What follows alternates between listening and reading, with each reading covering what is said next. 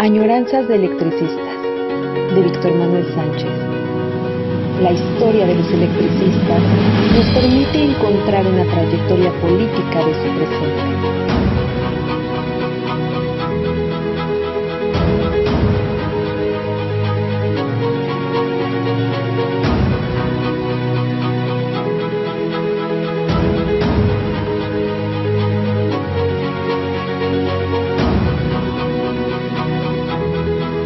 Comenzamos. Pues de nueva cuenta con añoranzas de electricistas, con el apoyo siempre del equipo de Radio ESME, como siempre hemos dicho, compañeros trabajadores, técnicos profesionales, que permiten que esta historia a cuentagotas del Sindicato Mexicano de Electricistas esté en lo que es ahora las redes sociales, el ciberespacio. Lo pueden ver el lunes, que sale a las 4 de la tarde formalmente, o a las 6, o después en la mañana, al mediodía. Así funcionan ahora esa cosa llamada ciberespacio o esas otras cosas llamadas redes como YouTube y Facebook.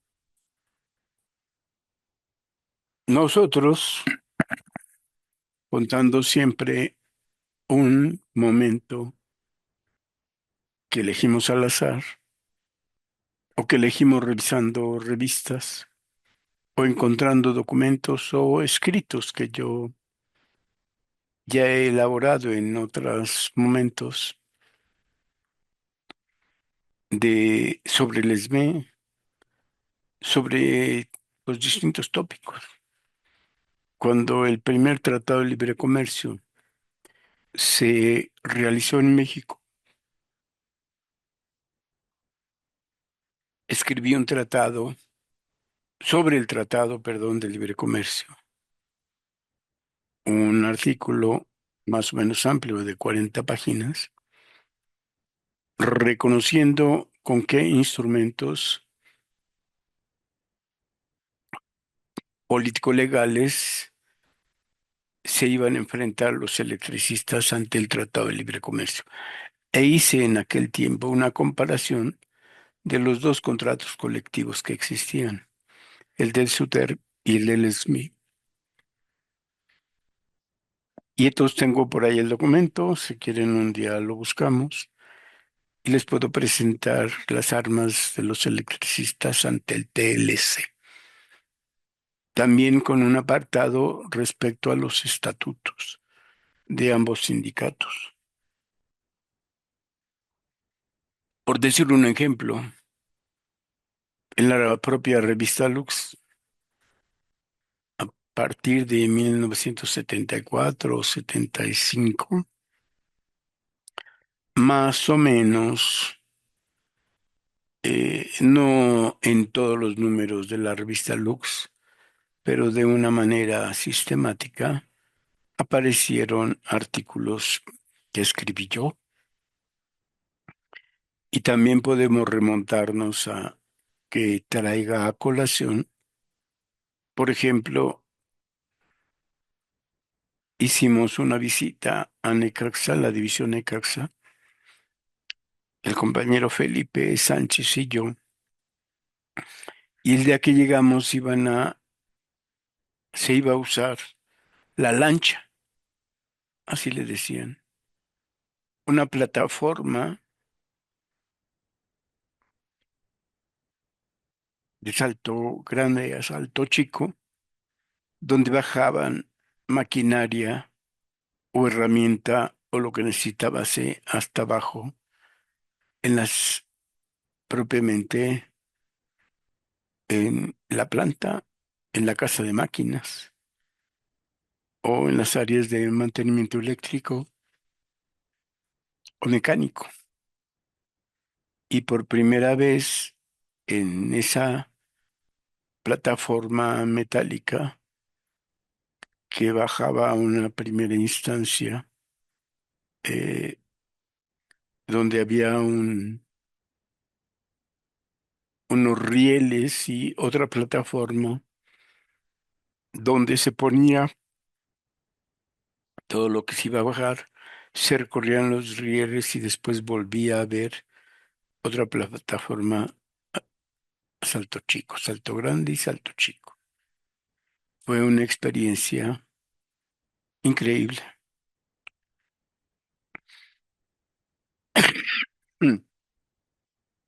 Hicimos, el compañero Felipe tomó varias fotografías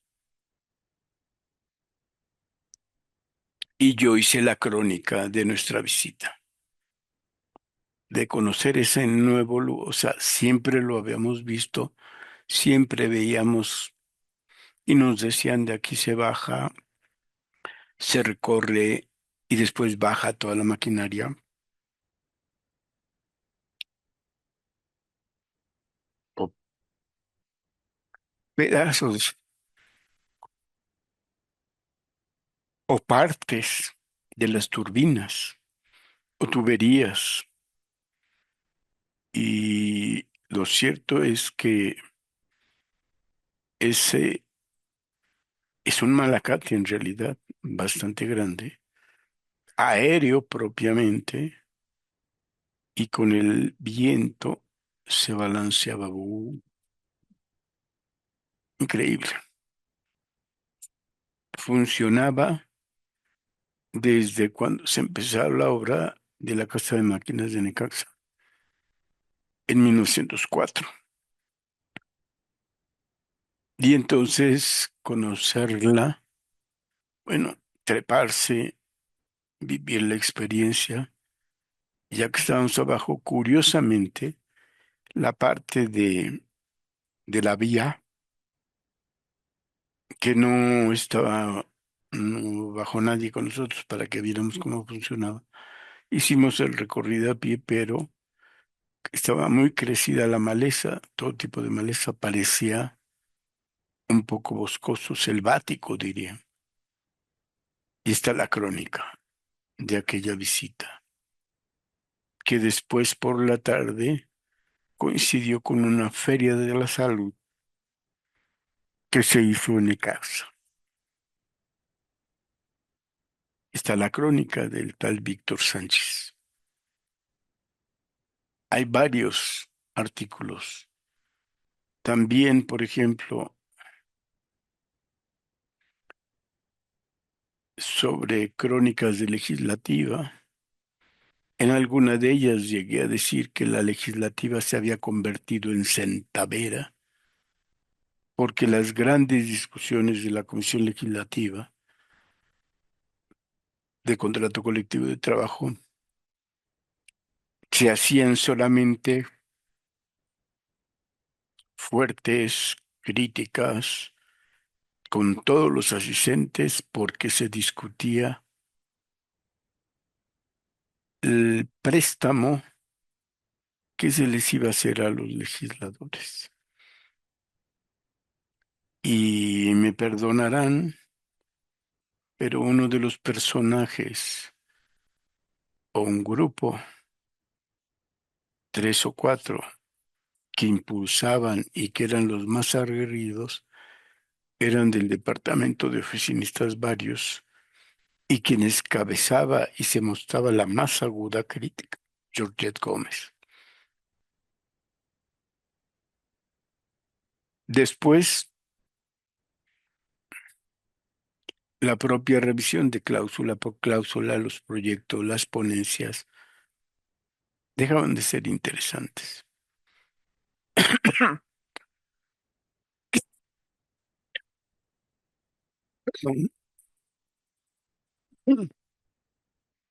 Efectivamente, traigo un poco de tos,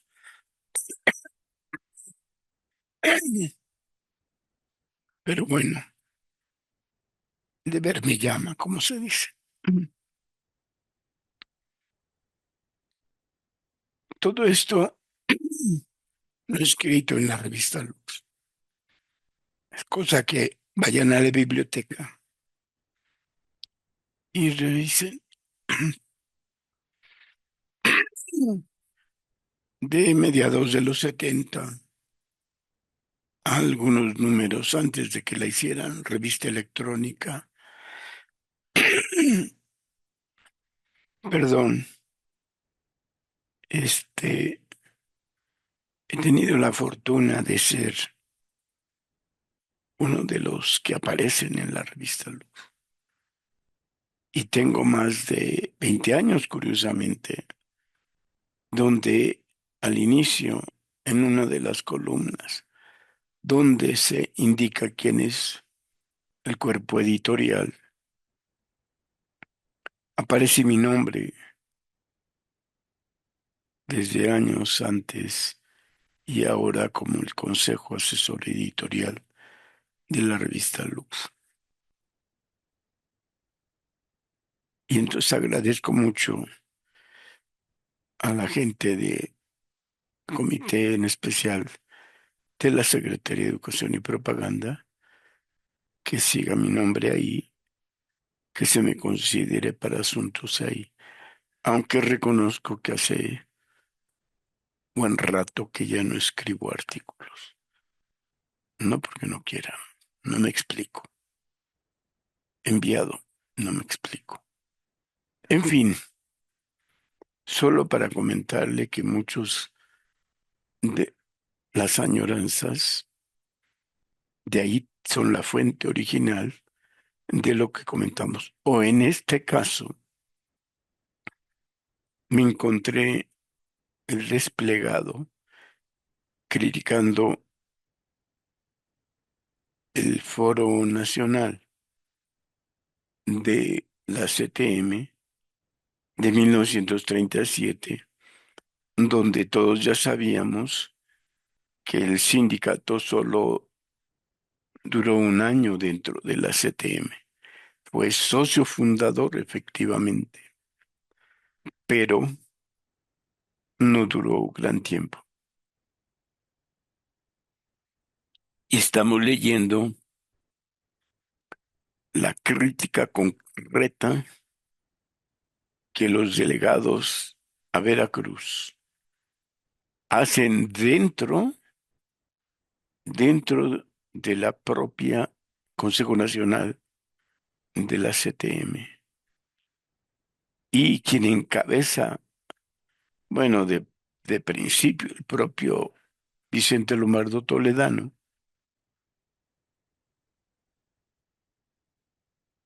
hizo caso omiso y deja la batuta de la contrarrespuesta a Fidel Velázquez.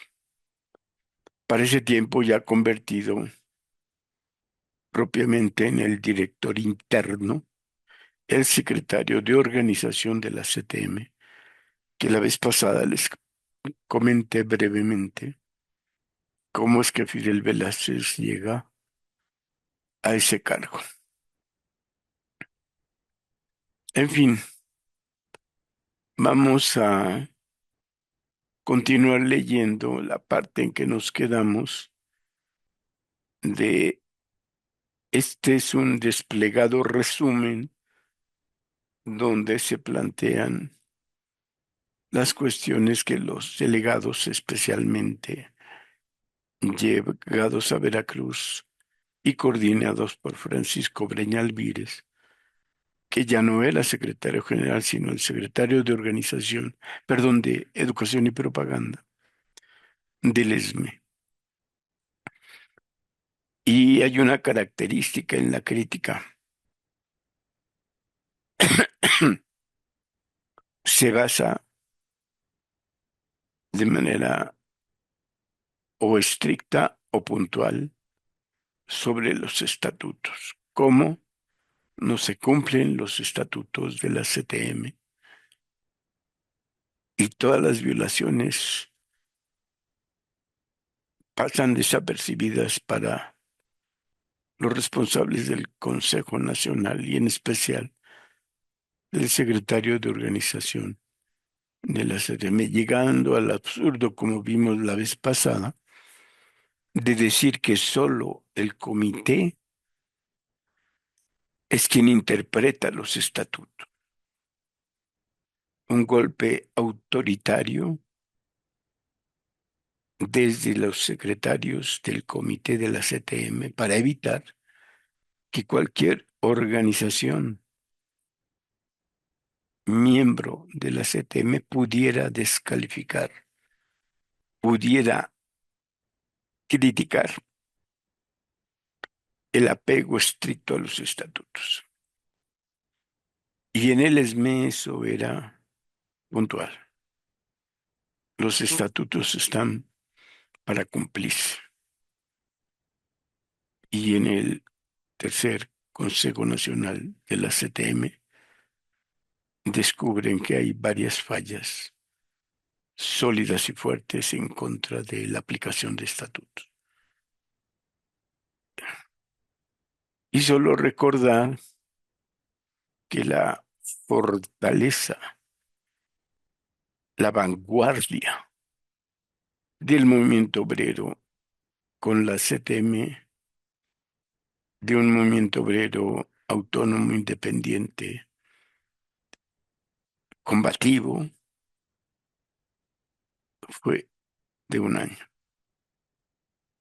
porque Fidel Velázquez y sus llamados cinco lobitos echaron a perder, incumpliendo, violando los estatutos de la propia CTM.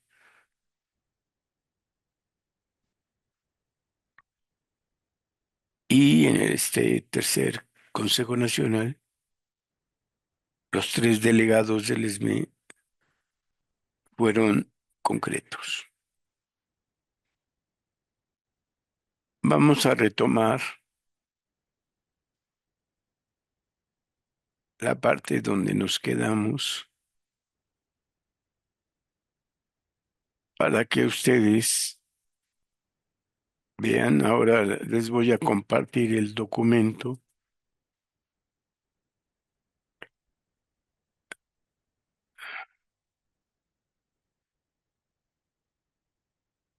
para que ustedes pues, se acerquen a la computadora y lo puedan leer.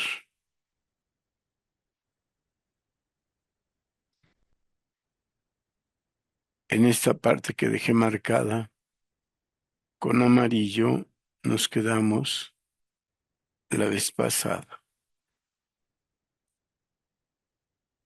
Si lo quito nada más, lo marco siempre para tener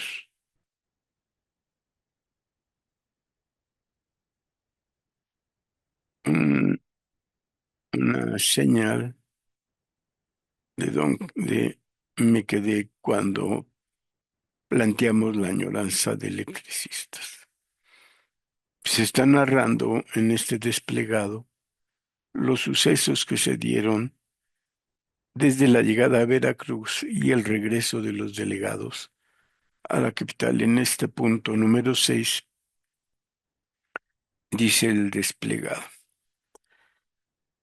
Y le recomiendo por favor que revisen la añoranza de electricistas de el pasado, de hace 8 días, que por cierto hoy ya se acabó febrero. Qué rápido. Ya se acabó febrero del 2025. Entramos en marzo.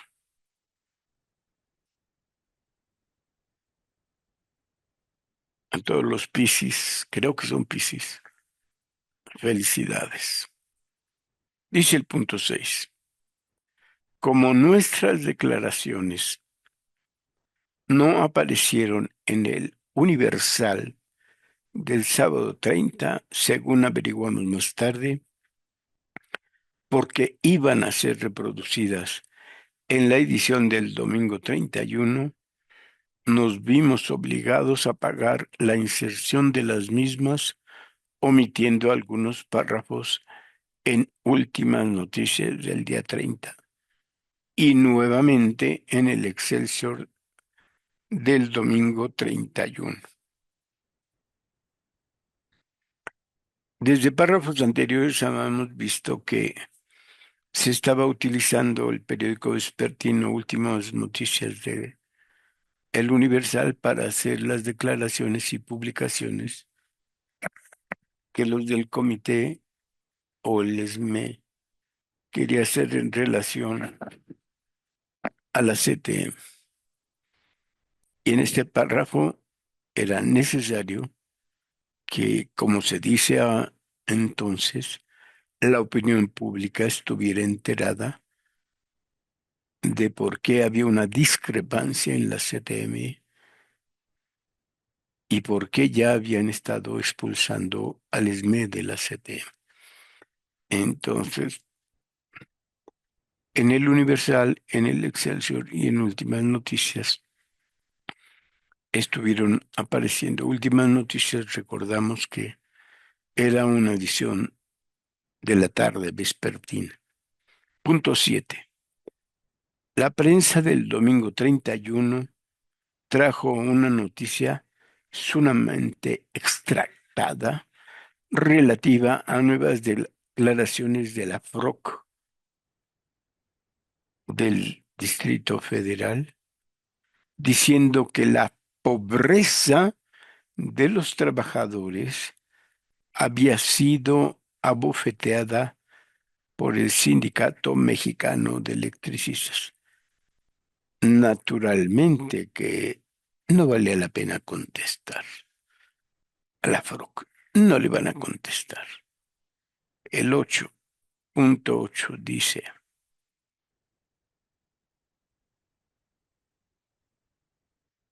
los diarios de la mañana del miércoles 3 de febrero reprodujeron unas declaraciones de la CTM que en resumen dicen: ah, queda que siendo injustificados los cargos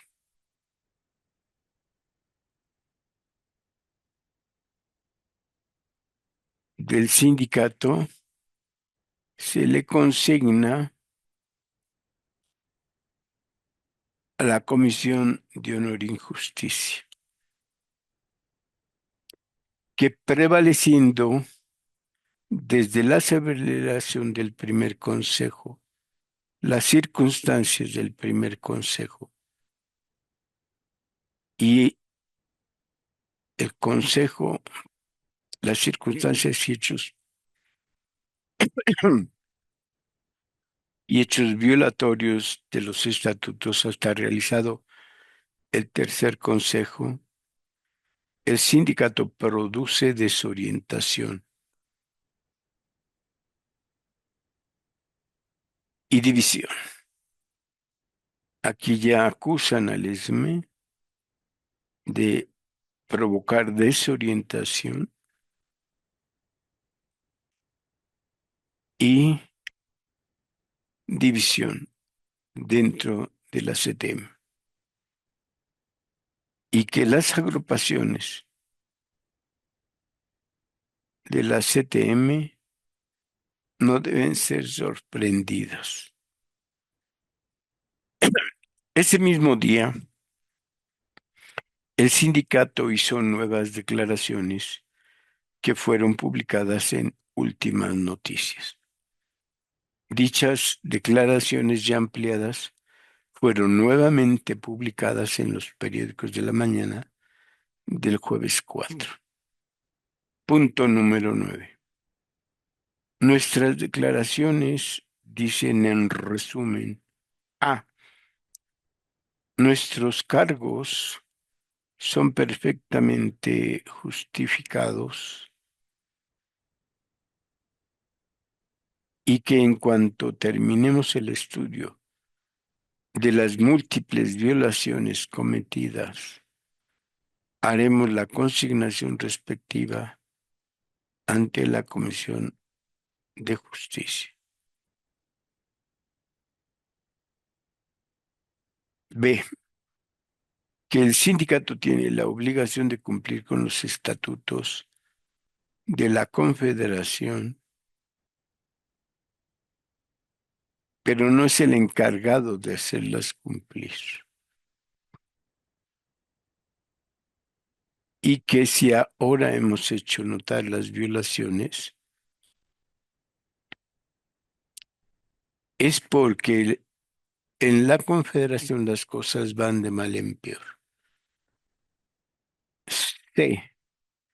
Que nuestra gratitud orienta a los trabajadores y que si alguna división puede producirse en el movimiento obrero, esta consistirá en la segregación de los malos elementos que son los principales responsables de sus fracasos.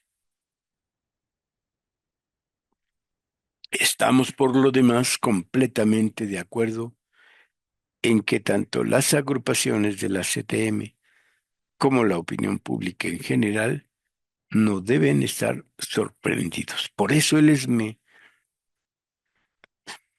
durante semana y media está de manera constante publicando declaraciones, aclaraciones, desplegados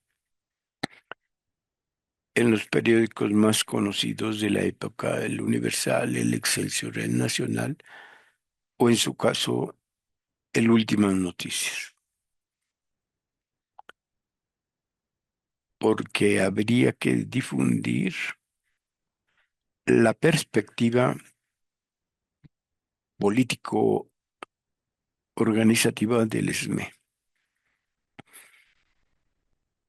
Punto 10. La CTM no contestó. El comité del sindicato de petroleros, mal orientado por uno de sus miembros, entregó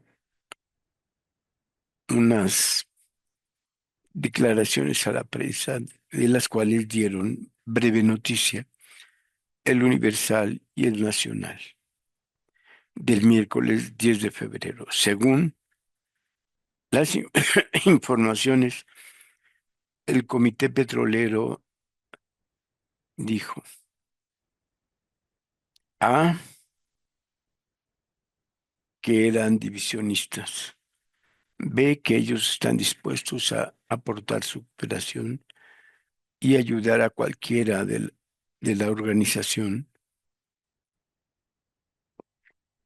etcétera, etcétera. Lo curioso es eso, que van a aportar de aquellas organizaciones que no pueden ni deberían de estar tomando la palabra. Ese mismo día, continuó este desplegado, contestó el sindicato con declaraciones que fueron publicadas en el Universal Gráfico y Últimas Noticias del miércoles 10 y en el Universal, Excelsior y Nacional del jueves 11. Este es el resumen de lo que se publica en los periódicos. A, que nuestra actitud consiste esencialmente en exigir que se cumplan los artículos muy importantes de los estatutos de la CTM. B, que ninguna persona honrada y sincera puede calificar nuestra actitud.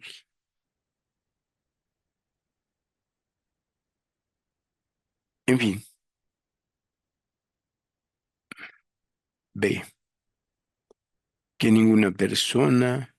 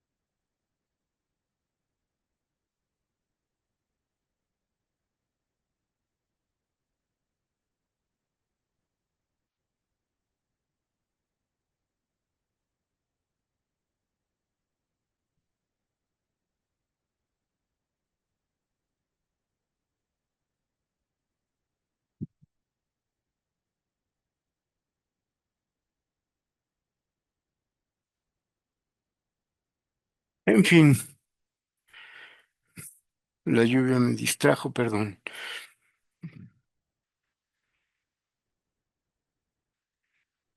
Ve que ninguna persona honrada y sincera pueda calificar nuestra actitud como divisionista, ya que no queremos que se divida la CTM, sino que sea fuerte, respetada,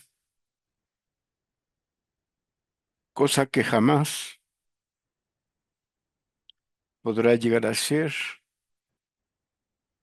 si empieza por no saber respetar sus propios estatutos.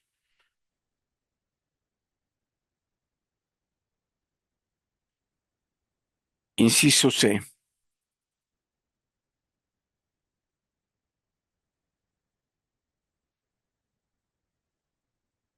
que si los dirigentes de los petroleros están tan dispuestos a cooperar, ayudar, etcétera, etcétera, pueden empezar desde luego con cubrir sus cuotas íntegramente que corresponden a la Confederación para ayudar y cooperar con el Comité Nacional de la CTM,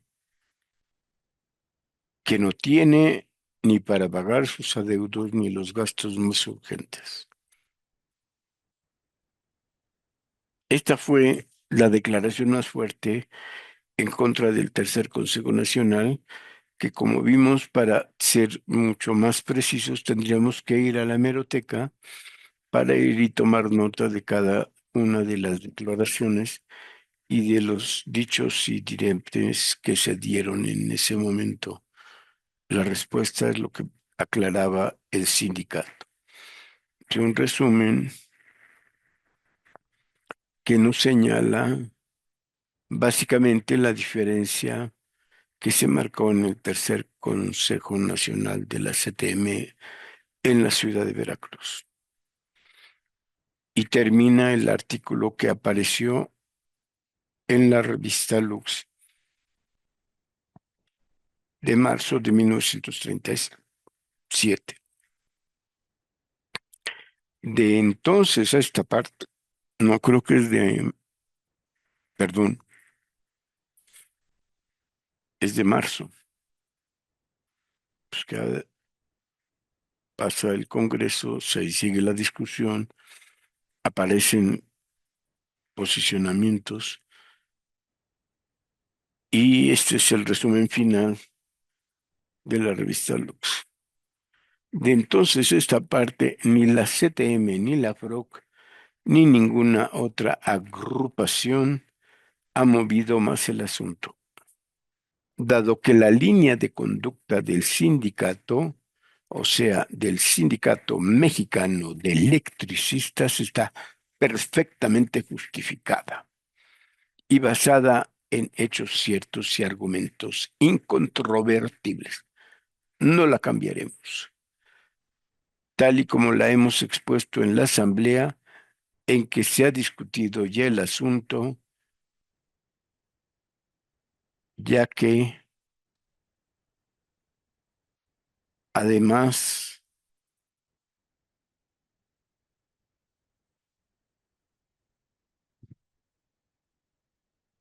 contamos con el absoluto respaldo de todos nuestros agremiados. Declaramos, por otra parte, que si bien el Sindicato Mexicano de Electricistas no ha contestado, perdón, ha contestado y continuará contestando cuantas argumentaciones aparezcan en la prensa debidamente firmadas por dirigentes de agrupaciones obreras, no puede gastar el dinero de los trabajadores ni el tiempo de los miembros del Comité Central en desvirtuar acusaciones y desahogar sin pruebas maliciosos y anónimos, provenientes de quienes, a falta de razones, han acudido a estos métodos muy propios y dignos de esos falaces y traidores. Estos son los argumentos por qué el Sindicato Mexicano de Electricistas se sale de la CTM ante el movimiento agravado de que se conduelen de organizaciones que no pagan sus cuotas y que es claro que en los estatutos dice solo pueden tener voz y voto las organizaciones que han estado pagando sus cuotas mes con mes. Y en el tercer Consejo Nacional de la CTM, los delegados enviados por el ESME descubrieron que eso no se cumplía a calta cabal. Violaciones, especialmente organizaciones que no pagan sus cuotas y llegaban con plenos derechos cuando el estatuto marcaba que no. Y el ESME, que pagaba puntualmente sus cuotas confederadas, por el contrario, era contracriticado y lo acusaban de traidor y lo acusaban de divisionista en el seno del Consejo Nacional. Como pueden ver, el gusto de, o la cabalidad, mejor dicho, de la primera Confederación de Trabajadores de México, la CTM, solo duró en concreto un año siendo de vanguardia democrática, independiente y rebelde, combativa, porque empezaron a ver estas fallas defendiendo organizaciones que incumplían con los estatutos, pero desorientaban, desviaban la orientación hacia los puntos centrales que se sucedía. En lo particular, lo que me llama la atención del asunto es que todavía no llega en 38 la expropiación petrolera y la CTM ya no es una organización de vanguardia del movimiento obrero y petrolero se va a salir, ferrocarrileros, bueno, empezó el ESME, pero los sindicatos nacionales de industria más importantes de aquella época, por las mismas razones, se salieron de la CTM, porque desde la secretaria de Organización un tal Fidel Velázquez empezaba a permitir el incumplimiento primero del pago de las cuotas, pervertiendo el uso de las cuotas y dando el sesgo político necesario para que se les iba a permitir hablar, pero por supuesto en torno a las propuestas y delineadas políticas que el secretario de organización dictaba. Como podemos ver, este comunicado que aparece en la revista Lux en marzo de 1937 no es muy grande, pero es concreto, preciso, muy claro. El debate en los periódicos, ojalá pueda tener tiempo de acudir a la Hemeroteca Nacional y les pudiera traer un resumen no tan extractado como lo hace este desplegado publicado en la revista Lux. Son claros y señalan los puntos, pero eh, se ve que es la Secretaría de Organización y la FROC del DF las que se encargan de responder y acusar al ESME de divisionista y traidor. No lo era. Los delegados que llegan al Consejo Nacional, al tercer Consejo Nacional del STM, desde un inicio fueron contundentes. Se dieron cuenta de que no había quórum, no había quórum, el propio consejo no debió haber existido porque la gran mayoría de las organizaciones que llegaron al Consejo Nacional no tenían derecho a voz y voto por no haber pagado sus cuotas respectivas durante la gestión sindical o durante la llegada del tercer Consejo Nacional. Solo le faltó a este desplegado comunicado que aparece en la revista Lux una aclaración concreta y llamar a Fidel Velázquez por su nombre y a su famosa camarilla de dirigentes, los cinco lobitos, de mencionar nombres, cargos y organización, de tal manera que el conjunto del movimiento obrero se diera cuenta de lo que estaba sucediendo y de que una recién central obrera como la CTM no debía jamás proceder de la manera que procedió, violentar los estatutos con el fin de sacar adelante el Congreso porque no había quórum suficiente, no había suficientes cuotas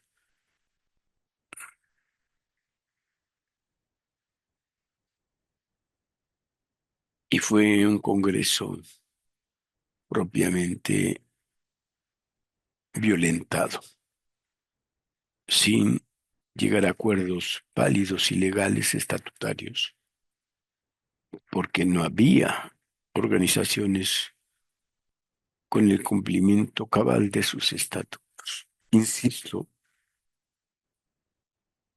el Comité Central y sus miembros en aquella época de 1936, 37 y 38 eran sumamente cuidadosos, en especial en el apego estricto a los artículos estatutarios. De hecho, siempre ha funcionado de esta manera y recordemos que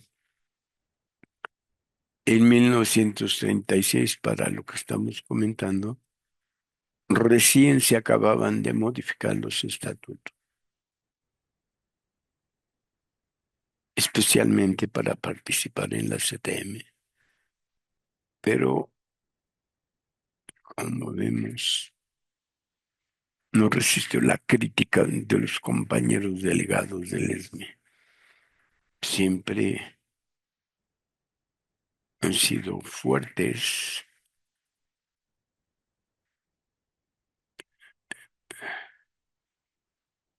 y algo sucede en que se confunde,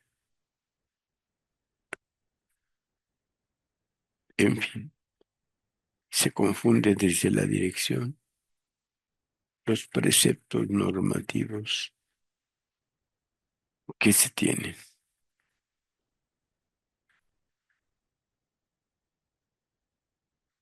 El ESME, el Comité Central y Comisiones Autónomas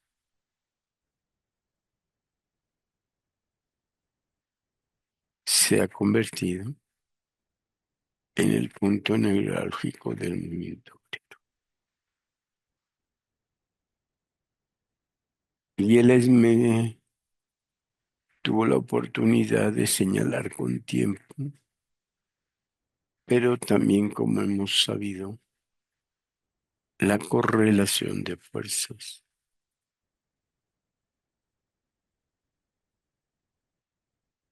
En fin, se nos ha acabado el tiempo. Les repito que revisen la añoranza pasada, donde abordamos el conocimiento